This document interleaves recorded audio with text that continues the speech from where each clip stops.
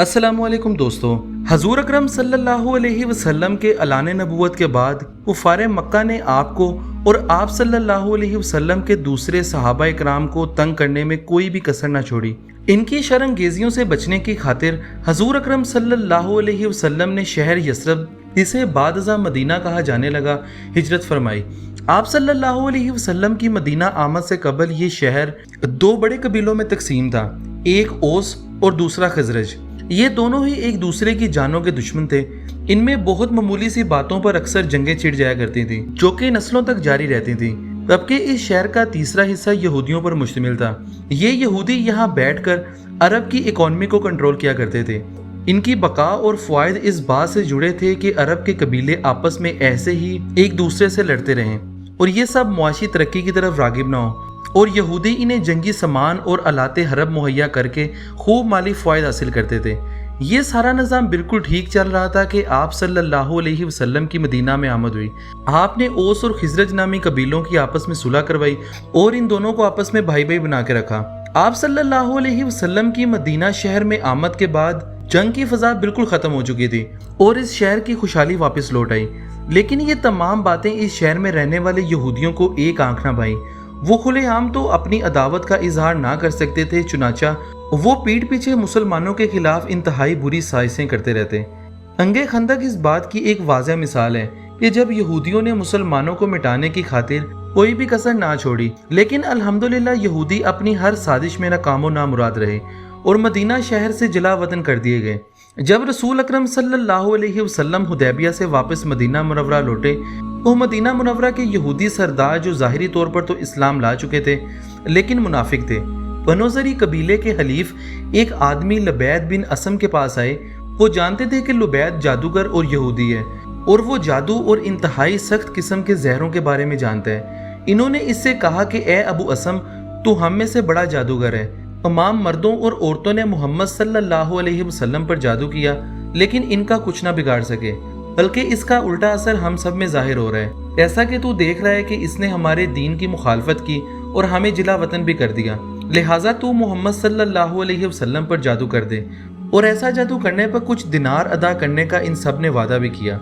इस्लामी कुतब में लुबैद बिन असम के बारे में कुछ ज्यादा मालूमात दस्तयाब नहीं है, लेकिन जिन अहादीस में इसका जिक्र मिलता है, इसकी रोशनी में वो एक यहूदी लड़का था और हजूर अकरम सल्लल्लाहु अलैहि वसल्लम की खिदमत किया करता था।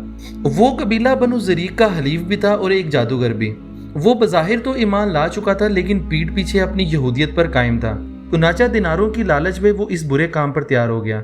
क्योंकि वो हजूर अकरम सल्लल्लाहु अलैहि वसल्लम के पास आता जाता रहता था, इसीलिए हजूर अकरम की इस्तेमाल शुदा कंगी और उनके गिरे हुए बाल जमा करना इसके लिए कुछ ज़्यादा मुश्किल काम ना था।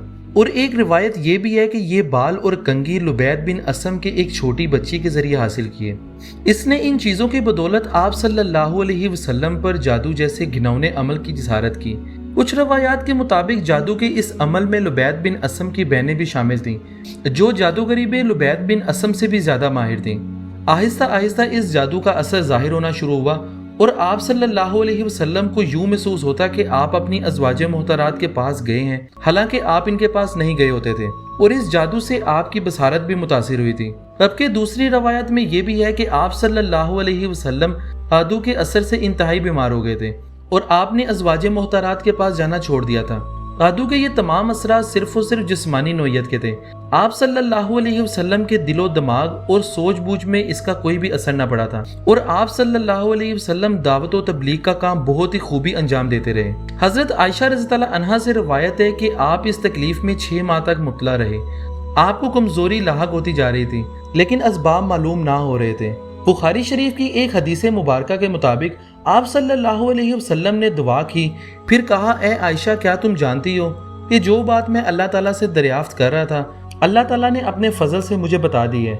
मेरे पास 2 फरिश्ते आए, एक मेरे सर की तरफ बैठ गया और दूसरा मेरे पाँव के पास। अब एक ने दूसरे से पूछा कि इस शख्स की बीमारी क्या है। दूसरे ने जवाब दिया कि इस पर तो जादू हुआ है।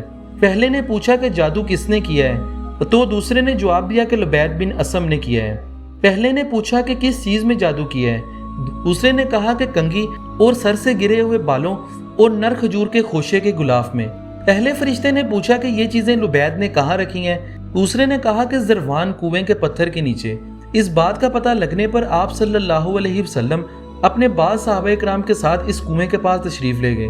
پھر واپس آئے تو کہا کہ عائشہ، اس کنویں کا پانی ایسا رنگین تھا، ایسے مہندی کا نچوڑا ہوا پانی، اور اس کنویں کے کھجور کے درختوں کے سر ایسے بھیانک تھے کہ گویا شیاطین کے سر ہیں۔ ایک آدمی نیچے اترا، اس نے پتھر کے نیچے سے خشک نر کھجور کے خوشے کے غلاف کو نکالا تو اس میں حضور اکرم صلی اللہ علیہ وسلم کی کنگھی اور سر کے گرے ہوئے بال موجود تھے، اور موم سے نبی اکرم صلی اللہ علیہ وسلم کا ایک مجسمہ بھی بنایا گیا تھا جس میں سوئیوں کو چبو دیا گیا تھا، اور اس میں ایک دھاگا تھا کہ جس پر 11 گرہیں باندھی گئی تھیں۔ اس واقعے کے دوران حضرت جبرائیل علیہ السلام معوذتین یعنی سورہ ناس اور سورہ فلق لے کے نازل ہوئے، لہٰذا ہر ایک گرہ پر ایک آیت پڑھی گئی، اور اس طرح 11 گرہیں 11 آیات کے ذریعے کھول دی گئیں۔ مجسمے سے سوئیاں نکالتے ہوئے آپ صلی اللہ علیہ وسلم کو انتہائی درد محسوس ہوتا رہا، مگر اس کے بعد آپ کو شفا اور سکون مل گیا۔ اس کے بعد صحابہ کرام نے آپ صلی اللہ علیہ وسلم سے عرض کیا، کیوں نہ اس یہودی یعنی لبید بن اسم کو قتل کر دیا جائے؟ تو آپ صلی اللہ علیہ وسلم نے فرمایا، اللہ تعالیٰ نے مجھے عافیت اور صحت عطا فرمائی ہے، اس کے بعد اس کے لیے اللہ کے ہاں سخت عذاب ہے۔ اس کے بعد نہ تو آپ صلی اللہ علیہ وسلم نے لبید بن اسم سے اس بات کا ذکر کیا اور نہ ہی اپنے چہرے کے تاثرات اس کے سامنے کبھی بدلے۔ دوستو، شرک، سود خوری اور قتل جیسے گناہوں کے ساتھ ساتھ تادو بھی ان 7 مہلک گناہوں میں سے ایک ہے۔ ان سے حضور پاک صلی اللہ علیہ وسلم نے اجتناب کا حکم دیا ہے۔ اللہ تعالیٰ آپ کو، مجھے اور ہم سب کو جادو، شر اور نظر بد جیسی چیزوں سے اپنے حفظ و امان میں رکھے۔ ناظرین، یہ تھی ہماری آج کی ایک چھوٹی سی ویڈیو۔ آج کی ویڈیو آپ کو ہماری کیسی لگی؟ اپنی رائے کا اظہار ویڈیو کے کمنٹ سیکشن میں ضرور کیجیے گا۔ آپ سے ملاقات ہوگی ہمارے آنے والی اگلی ویڈیو میں۔ تب تک کے لیے اللہ حافظ۔